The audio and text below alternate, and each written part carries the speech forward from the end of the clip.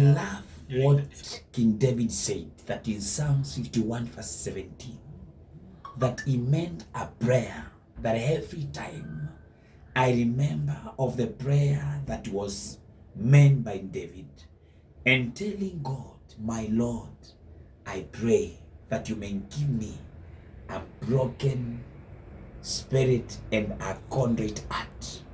And David knew that when he has gotten this heart that is contrite and a broken spirit, it is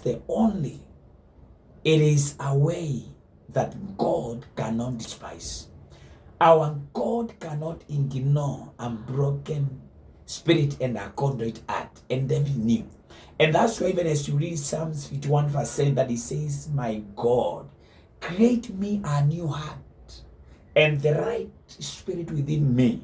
The prayers that we need to make is to ask to have more of God in our lives. We need to ask more of God, because the more you know God, the more you know yourself.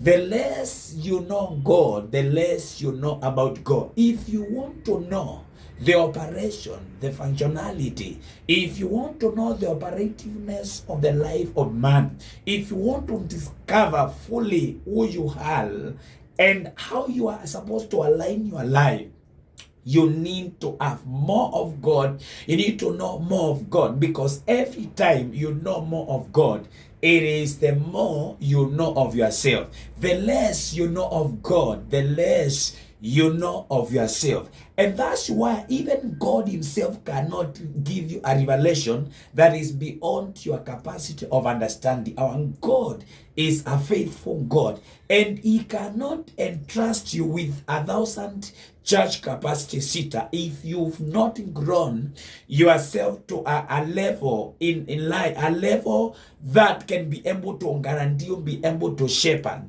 1,000 capacity seater. So no matter how much you pray, God cannot give you what you request if you have not grown the capacity to get that which you want God to give you. If you are trusting God to do something in your life, to increase your ministry, I came to encourage us to increase your capacity, your inability to see, that which you are prayed for, is that God is waiting for you to increase the capacity. And what you need is to say, my God, my God, my God, I need more of you. What we need, you need to allow God to use you, not you using God. Allow God to use you, not you using God.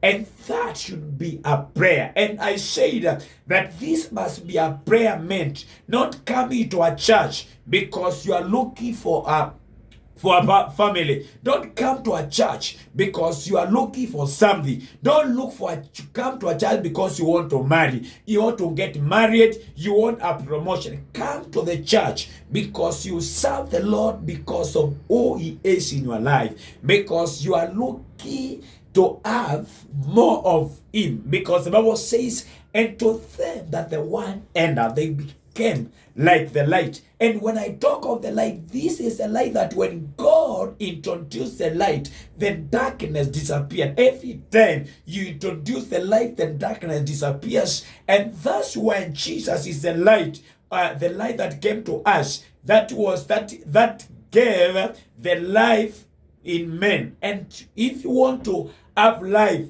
Jesus is life.